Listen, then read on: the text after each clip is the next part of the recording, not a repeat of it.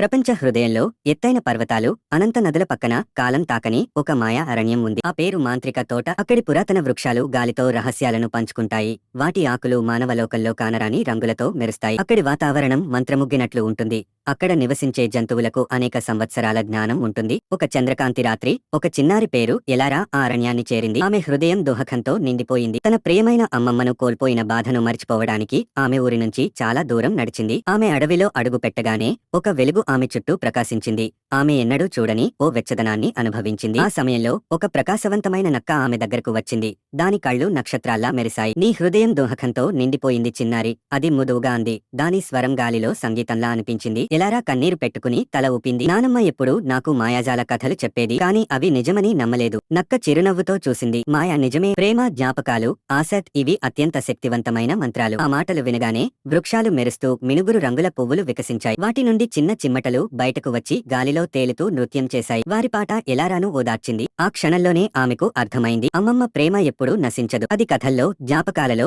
ఆమె హృదయంలో మరియు ఆ మాంత్రిక ప్రపంచంలో పదిలంగా ఉంటుంది. సూర్యోదయం అవ్వగానే ఎలారా తన ఊరి అంచున కళ్ళు చెరిపింది. అయితే ఆ మాంత్రిక తోటను మళ్లీ కనుగొనలేకపోయినా దాని మాయను తనలో నింపుకుంది. తరువాత ఆమె ఆ అద్భుతాన్ని ఇతరులకు పంచుతూ అవసరమైన వారికి మాయను అందించసాగింది.